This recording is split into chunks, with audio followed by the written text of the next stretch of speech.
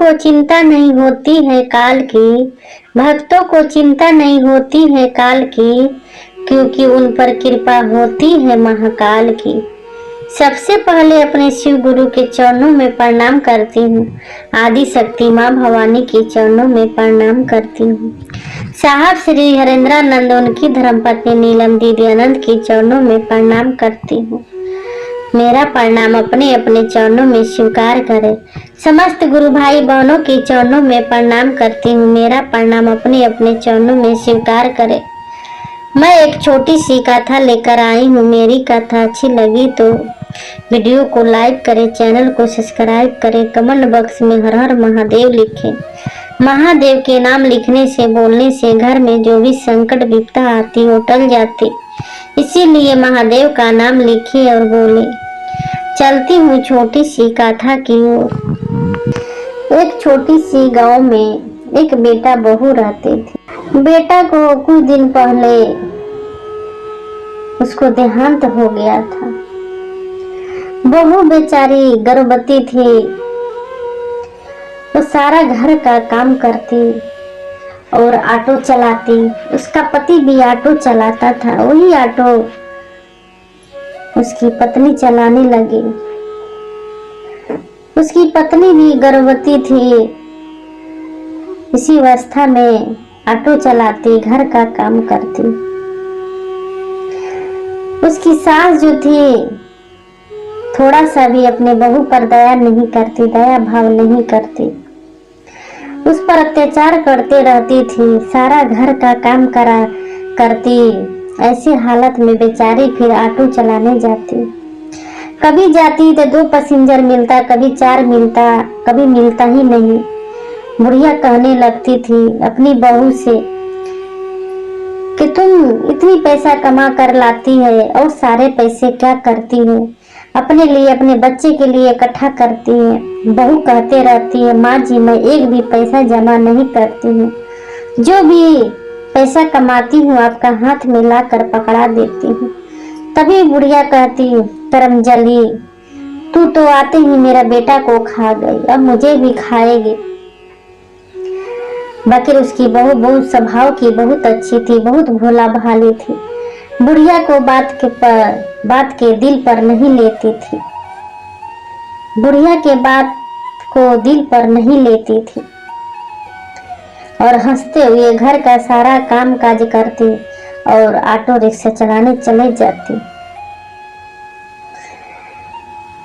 वो अपने महादेव को हमेशा याद करती थी, माता पार्वती को। जब भी घर का काम करती महादेव को नाम जपती, ऑटो चलाने जाती तो कहती, हे भोलेनाथ आज मैं जाती हूँ, मुझ पर दया करना कि 2-4 पैसेंजर मिल जाए। हमेशा याद करती थी।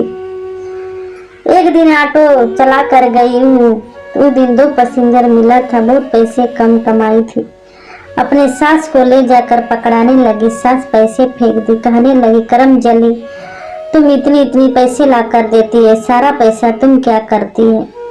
वो कहने लगी, माँ जी मैं जितना कमाती हूँ मैं आपको देती हूँ, मैं झूठ नहीं बोलती। तभी कहती, मैं जानती हूँ तुम कितनी झूठ बोलती है। अपने लिए, अपने बच्चे के लिए पैसे रखती है और बोलती है कि माँ जी मैं इतना ही पैसा लाई हूँ। बुढ़िया अपने बहू पर विश्वास नहीं करती। बहू कहते रहती, बहू के बात नहीं सुनती। वो अपने जिद पर अड़ी रहती थी। फिर एक दिन बहू ऑटो चलाने गई तो एक भी पैसेंजर नहीं मिला। अब सोचने लगी, आज मैं क्या खाऊं और माँ को क्या खिलाऊंगी? मैं तो भूखे रह जाऊंगी। जो पेट में बच्चे पल रहा है उसको मैं कैसे भूखे रख सकती हूँ? यही सोच रही थी। तभी एक साधु दिखाई दिया। बोलने लगी, बाबा कहाँ जाना है? बढ़ जाइए, मेरे ऑटो पर मैं छोड़ दूंगी। वो बाबा कहने लगा, नहीं मेरी गाड़ी आती होगी। वो बाबा नहीं बैठे। वो बेचारी सुबह से शाम हो गया, एक भी पैसेंजर नहीं मिला। घर गई तो उसकी सास पैसे मांगने लगी। सास से कहती कि आज एक भी पैसेंजर नहीं मिला, आज एक भी पैसा का कमाई नहीं हुआ। माँ कहने लगी, तुम झूठ बोलती है, तुम पैसे गायब करती है, कहूँ रखती है। वो कहते रही, चिल्लाते रही, नहीं माँ जी मैं एक भी पैसा नहीं रखती हूँ। बुढ़िया डंडा ले आई, अपनी बहू को बहुत मार मारी, इतनी मार मारी, कहते रही माँ मुझे मत पीटो, मत मारो। बुढ़िया के अंदर थोड़ी सी दया भाव नहीं थी कि वो गर्भवती है, वो माँ बनने वाली है, मैं इतना मार रही हूँ, क्या पता बच्चे को कुछ हो जाए। बुढ़िया के अंदर दया भाव नहीं थी, बेचारी चिल्लाते रही, गिलगिलाते रही कि माँ मुझे छोड़ दो, मत मारो। वो बुढ़िया लाठी बरसाते रही। बेचारी घर का सारा काम करके खाना वाना बनाई, बुढ़िया को खिलाई, खुद खाई, सो गई। सुबह हुआ तो खाना बनाकर बुढ़िया को खिलाकर खाकर ऑटो रिक्शा लेकर चले गए। जब गई तो एक औरत आई,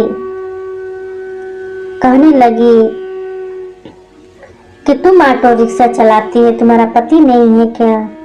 तभी बहू कहती, नहीं दीदी मेरे पति कुछ दिन पहले देहांत हो गया था, मेरे घर में एक बूढ़ी माँ है, वो तो काम कर नहीं सकती, मैं ही ऑटो रिक्शा चलाती हूँ, पहले ये ऑटो मेरे पति चलाते थे।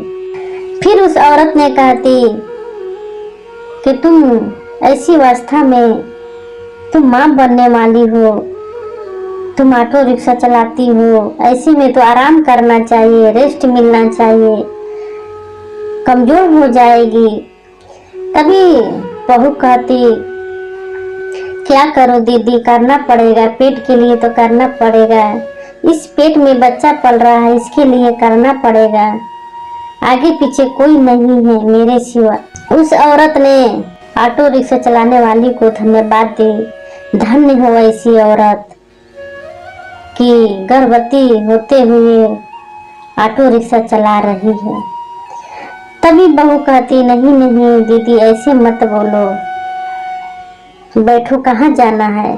उस औरत ने ऑटो रिक्शा पर बैठी और ये चलाने लगी।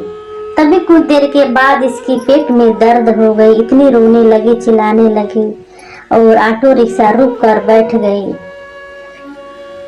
तभी उस औरत कहती, क्या हुआ? बोलने लगी, मुझे दर्द हो रही है, बहुत दर्द हो रही है। तभी उस औरत कहने लगी कि लगता है कि बच्चा होने वाला है। उस औरत ने ऑटो रिक्शा वाली को ले जाकर बड़ा हॉस्पिटल में एडमिट कर दी। एडमिट करके वो घर आ गई। अब उधर डॉक्टर आए, डॉक्टर कहने लगे कि 50,000 रुपया जमा करो, फिर आपको ऑपरेशन होगा, बच्चा ऑपरेशन से होगा।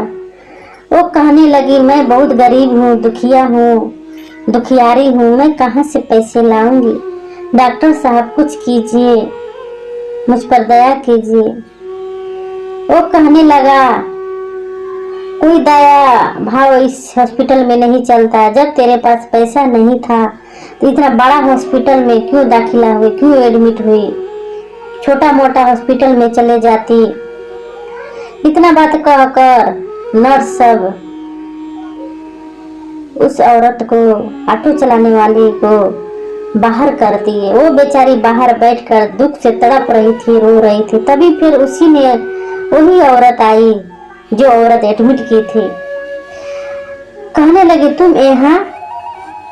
तभी कहती, को 50,000 रुपया मांग रहे थे, मैं कहाँ से देती, इसीलिए मुझे बाहर कर दिए। वो बेचारी खूब दर्द हो रहा था, पीड़ा दुख सह रही थी।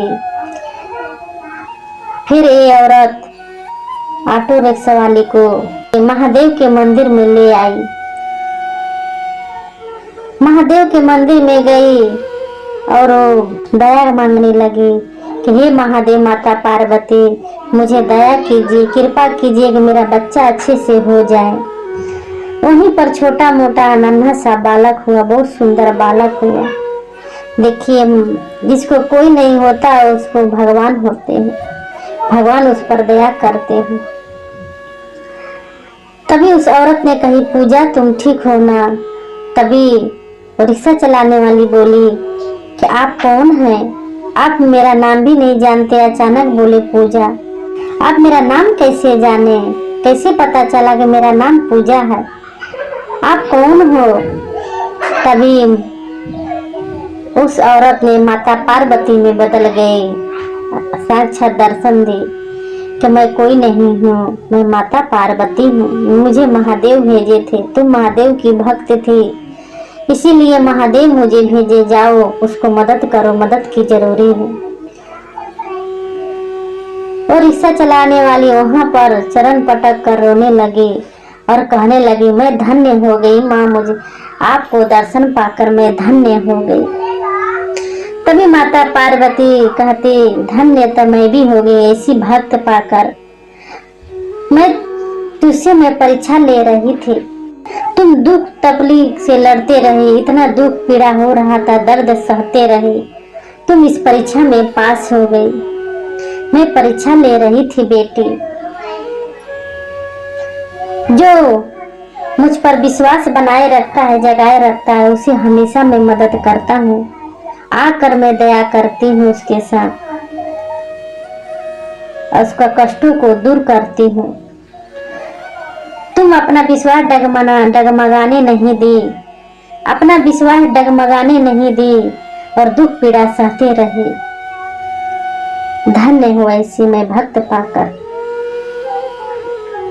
जाओ, आज के बाद तुझे कोई दुख कष्ट नहीं होगा, तेरी दुख सुख में बदल जाएगा।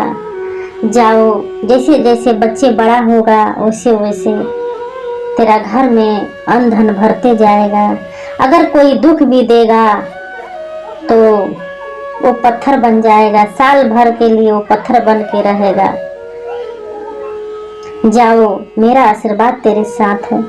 वहां से वो रिक्शा चलाने वाली जा रही थी तो माता पार्वती पहले से ही उसको इंतजाम कर दी थी, एक महल बना दी थी उसके रहने के लिए। उस घर में गई, उस महल में अपने बच्चे के साथ बहुत खुश रहने लगी और माता पार्वती महादेव को धन्यवाद दे रही थी कि मेरे महादेव मेरा जिंदगी बदल दिए।